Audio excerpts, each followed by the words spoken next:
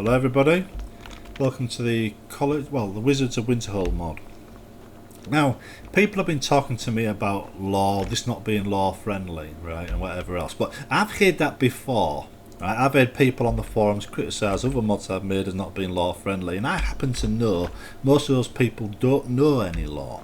So let me just explain how this is law friendly to you, and why it's not strict law. Now, a strict law mod basically says that anything mentioned by the official developers should be in the game. If it's not, that gives the strict law modder an opportunity to add it in a strict law way. A strict law mod, for instance, couldn't give that character that robe unless the law said he had that robe. Literally, it's that strict, right? Strict law doesn't say there's a Juma basement, so I couldn't have added this basement. And I couldn't have added a college basement using the college tile set either, for two reasons. One, the law doesn't say it exists, and two, the game law, the editor doesn't provide anything that fits down here. Everything they provide is like the Hall of Attainment. Let me just demonstrate to you. This is a good example of college architecture. This room is reused on each level of the tower. These blocks are all interchangeable, so you can make different layouts. But this is basically it. This is all the architecture you've got from the main tower. Now they've all got windows in them, right? So you can't put these below ground without it looking odd. Also, because the law says that doesn't say anything about them being anything underground other than a few caves, right? You couldn't use them underground anyway because it'd look a bit odd having a basement that the law didn't say existed. So a strict law mod has to respect these kind of things. You can't just go adding basements to it and expect it to be a strict law mod. It doesn't work that way. You can only add it if the law says it exists. Sometimes Bethesda say something exists and then they forget, to add it. That gives a modder an opportunity to go and add it himself in a strict mod. But unless they do that, you can't. It's just not strict law. Let's go and look at the Hall of Attainment now. Now, this architecture is basically almost one piece. Well, it's not one piece, it's separated into about quarters and little bits. But this here has got snow in it mostly. Some of the snow gets removed, some of it doesn't. But you couldn't use this underground either, right? And you couldn't expand on this because the law shows you exactly what the college is already. You add something to it, you're instantly becoming a law room friendly mod, or strict law room friendly mod. Because any strict law mod has to work with just this. You can't add anything to it. So, from a strict law point of view, none of this is going to be useful. You can't add another tower, for instance. That would be law room friendly. Now here, this has been reused a couple of times as well for the other tower as well. And as you can see, it's beds. Now you've just seen every single bit of architecture that exists for the college, right? This is all I have to work with if I was to use the same building blocks again. Is these towers, and they've all got windows, which means I'd have to add them outside, and since the college is a certain shape and size because of a bit of law called the Great Collapse, I can't actually add another tower without making this extremely law run friendly. So if I was to use this again, I would literally destroy the game law about the college and the Great Collapse. Now the Great Collapse may be a story made up because Beth ran out of time and didn't have time to put a city where Winterhold should have been.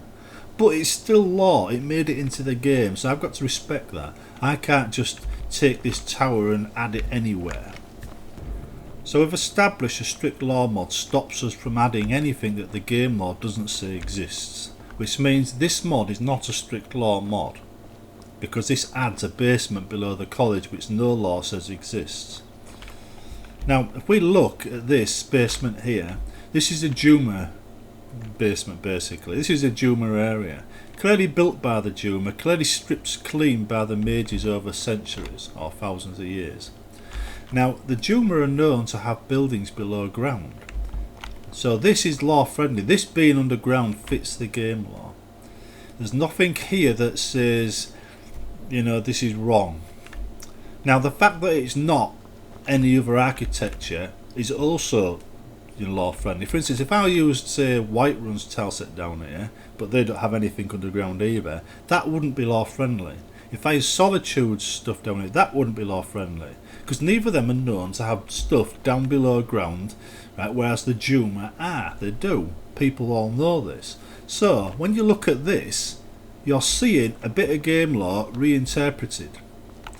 Now I'm going to talk about that again in a minute, but first let's just go and look at what the underground bit provided by the college actually looks like. Right, below here we've got, this is the trapdoor by the way leading down to the sewer area. Below here we've got the actual tile set used to make up the basement of the college. Again, right, the fact that it's a trapdoor leading down to it and the fact that this is clearly the Riften tile set all shouts that they did a rush job on this. Right, so let's just have a look. Now, this is the Riften tile set, you know, where you go to the Thieves Guild. All of this stuff here is used for that. The further you go down, the more you see it's either caves or Riften stuff. Right, so we're not talking about anything down here that makes any sense. You know, not from a college point of view. This is added as an afterthought. And we're going to go to the Hall of Countenance. Again, we see the same tile set as used in the Hall of Attainment, this time in the Hall of Countenance. So we see we've got very limited architecture to work with. Interesting. Someday the college may be fully accepted by the Nords. I hope that my work as Archmage may help. Didn't know he came down here. Anyway, he just said to me before that door opened and I started recording again that it's not the college's place to get involved in politics. Whereas it was the place of the Mages Guild to get involved in certain politics. In fact, they overthrew kings at times. The Mages Guild was an organisation building its own power up. The college is not. The Synod is an organisation building its own power up. But the College of Whispers, which replaced the Mages Guild, is not. It's just another college. So the difference between a college and what the Mages Guild used to be is huge. In fact, the difference between this college and what the Mages Guild used to be couldn't be bigger.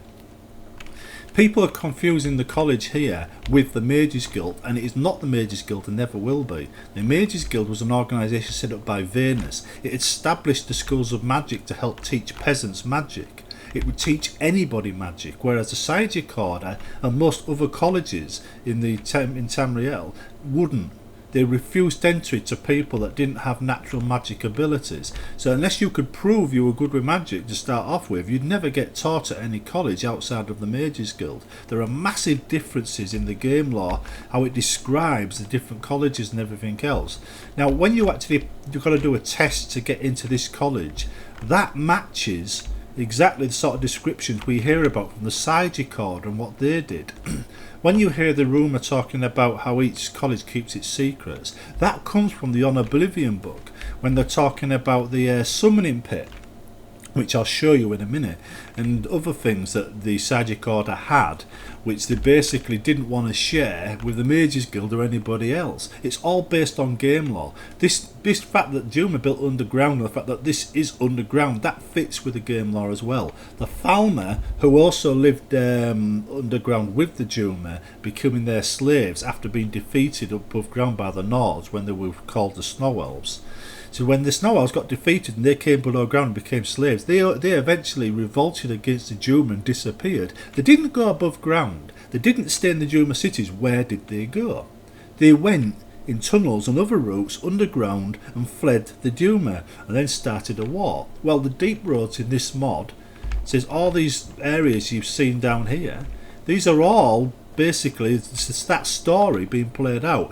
The law doesn't actually explain to you where they went. They just say they disappeared or they fled the Doom. It's up to you to decide if they fled into solid rock or there was a tunnel or some kind of road there that they could escape down. I decided it wasn't practical or very useful to have the Falmer escape through solid rock, so I had them escape through a system of roads which I called the Dark Roads. And this is the Dark Roads. This is where they went. Now, this is below Winterhold. After the Great Collapse, most of this rubble fell and blocked the Isle. This is what they've been clearing. And above us, you see parts of the old Winterhold sticking through the roof. This is because all these, the Cavern of Sorrows and the Hall of Sorrows are directly below Winterhold. All these bits you see falling through the roof is the old Winterhold. So I've actually included the Great Collapse story in the initial part of this tunnel system. You won't see it in other parts of the tunnel system because that wouldn't be underneath Winterhold, and you wouldn't see bits sticking through the roof. Now another bit of lore says the Duma lived underground. Well, here is an underground cavern and there's some Duma buildings. The Duma also mined heavily for their metals to make their armour, but we don't see any Duma mines. So we have to assume that they did that underground. This is all common sense. This is just extrapolating all the bits from the game lore we know and making something from it. So they must have used some kind of underground network to get the resources they needed, because they weren't known for trading above ground. The Duma didn't do a lot of stuff above ground, they did most of their stuff below ground, as you know from all their buildings. So it occurred to me they must have settlements. Now, when I did the when I used the Dragon Age Deep Road story, I simply turned the dwarves into Duma and the Darkspawn into Falmer. We already know that the dwarves and the Duma both live below ground and both dug massive cities below ground. We both know that the Darkspawn and the Falmer also live below ground. So far the two laws from the two games match exactly. It took very little doing to convert that storyline into an Elder Scrolls one, and it doesn't break any law doing it either, because everything in it is spot on law-wise. The difference is people assume that the Falmer just disappeared into thin air when the revolt took place, like poof, gone. Some magic fairy made them disappear, where I don't. I assume they disappeared into tunnels and roads, and I've created this road network thing which will be behind that door, which will explain where the Duma got their resources from, all the ore, where their settlements were, how they expanded, how this civil war went on, and fill in all the gaps Beth Side left in their game lore. And I am using the actual game lore, the game lore that was provided to us, to provide the bits, the building blocks, to allow me to do that in a lore-friendly way. There's nothing that breaks the law down here, nothing lore unfriendly at all. It's all based on actual game lore, things that have actually been said. I've just used a bit of artistic license to fill in the gaps. The trouble with the artistic licenses, people can criticise it because it's not what they think, but lore is a very personal thing. At the end of the day, if you read all the lore books and you come to your own conclusions, that's your own personal version of the game lore. Well, what you're seeing here, that's my own personal version of the game lore. This is very personal to me. Your version may be different, but you're free to make your own mod if you disagree with my vision. Oh, one more thing, by the way, when you see this chief of security here, right, and it says hired, just vanished. That's basically hired is added because I don't want you thinking that the college trains battle mages. It hires them for its own defence, it doesn't train them. This is not the Mages Guild. The Mages Guild, it was an entirely different organisation created by Venus for different reasons. This is a college, it's an educational facility, not a battle mage school. Some features exist purely for reasons of gameplay and because it's fun. Some of the robes sold in the shop, like the Psychic Order robe and the Dragon Priest, well, the Dragon robe, which is basically the Greybeard robe, but I didn't want people wearing Greybeard robes named Greybeard because that would be a bit odd. But anyway, some of these robes here were added so the player can have fun with them. That's not lore, that's just me adding things for gameplay reasons. You'll find actually the Alchemist right here and the Merchant below ground only sell things you'd expect to find in them locations. Like below ground you see a lot of ore being sold in that settlement we saw earlier. Right, this is the Necromancy Guild, right, or the Necromancy Studies area. Now, a necromancy is a collection of bones which are linked together. There's about 3 books that explains it properly in the entire Elder Scrolls series, and the rest of them are stories about necromancers and what they did. You don't hear any background whatsoever except the fact some become lynches, some use lynches on undead armies, and they summon things. You get very little information, it's very, very basic. So, I decided I was going to fix that. I identified the people that wanted to become lynches as death romancers and created a book about that. I identified the basics of necromancy, which is basically a combination of restoration and conjuration, and I've done something about that. Now, it's like Frankenstein's monster basic, and I've written a series of books about it, like the Necromancy book here, that explains the basics of Necromancy. That explains summoners and about souls. And that there is a real book made in the game about light and dark souls, which is basically used as a basis for the light and dark summoners there, which is my own work. It's inspired by a separate book that's not the Elder Scrolls. So basically that comes from a book, says about the summoner, by Gail Martins, I think it is, or something, and it's based loosely on a real law book which is right below it, by coincidence. Want to talk? Now, I'm looking for something else here. Can't see. Anyhow, there's another book called The Deathromancers, which basically it defines the various types of necromancy that you see around the game and establishes a set way of playing them. So it's good for roleplay fans to know that a Deathromancer is a person that seeks to increase his own power and cheat death. And it's like the summoner is someone who sees spirits, and they either absorb the spirits to increase his own power and leads down the road to the Deathromancer, or they help the spirits into the next life. That's not game lore, that's me expanding the already pathetic Necromancer area. And I make no apologies for that, because to be honest, I've had this complaint for a long time now, and people have always liked what I've done with the Necromancer as a result. As they know from the Kavachi Aftermath mod and Necromancer Guild and that and many other things I've added, people appreciate the effort because the gameplay just isn't there by default. Now, going along in this underground Juma cavern, which is entirely law friendly, we've got the area for speeches, which is what you'd expect. Why are you standing on there? Anyhow, this is where the students learn various tips. You've got an area for study. You've got a studies area for the Juma. Something again you'd expect in a college. A studies area for dragons. Both of them you'd expect to see in a Skyrim Mages College. You might not expect to see a Juma thing in another area where the Juma arts are common, but in Skyrim you would expect to see it. That is entirely law friendly. There's nothing breaking the law there.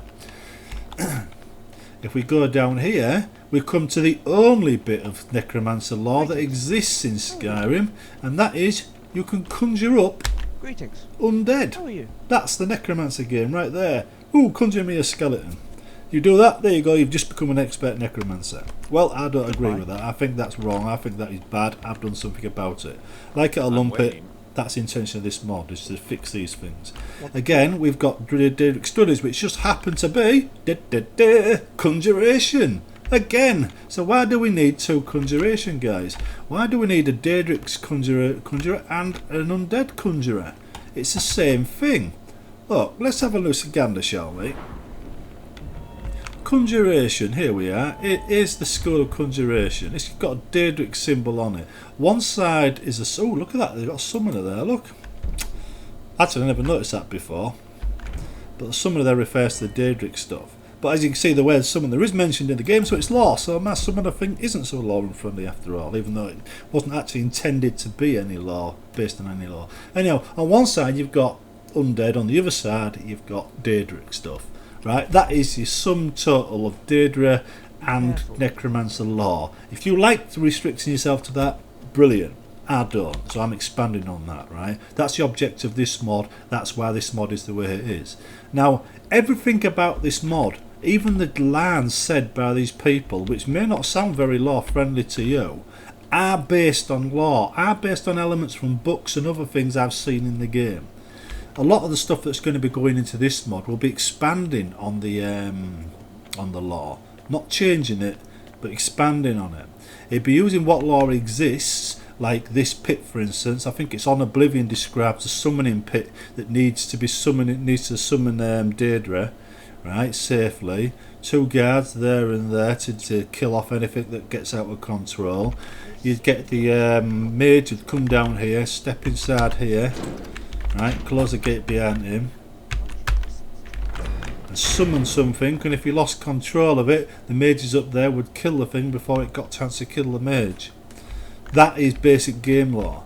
But if you actually go below ground here, you'll find a summoning pit, a secret summoning pit, where people have died because they didn't use this pit. So even Skyrim still refers back to that book, even though you can summon, Daedra anywhere you want using the conjuration thing, because you know, they decided that it wasn't practical to carry around a summoning pit with waiting. you.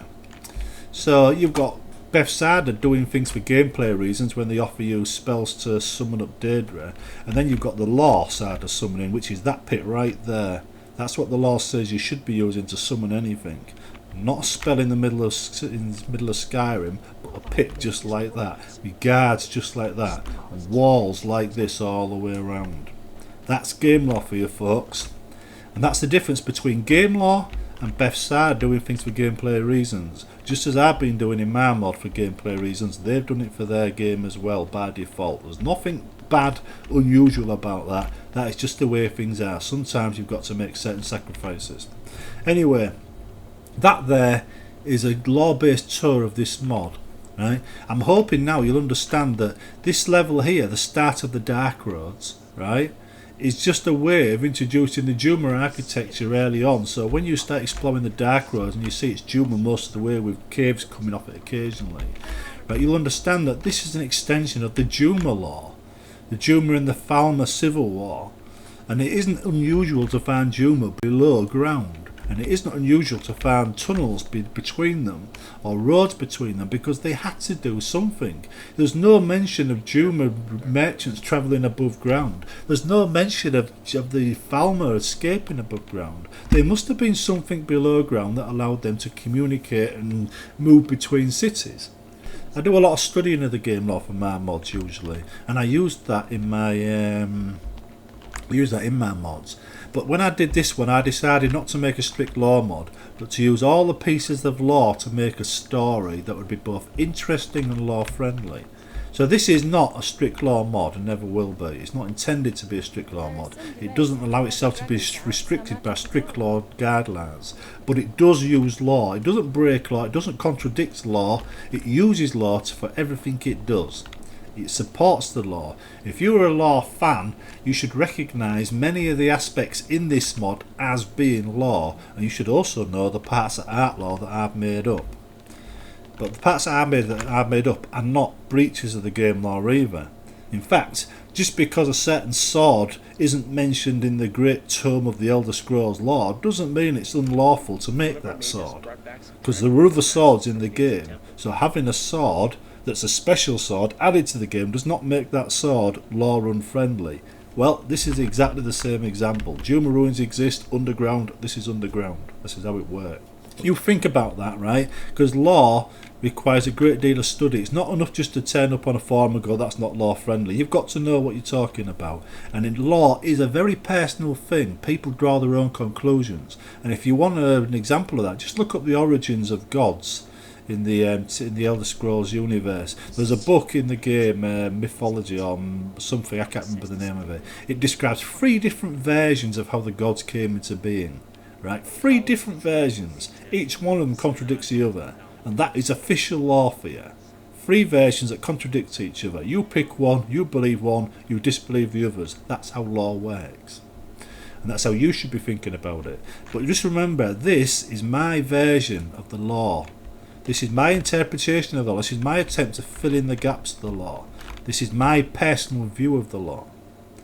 Anyway, that's it. See you soon.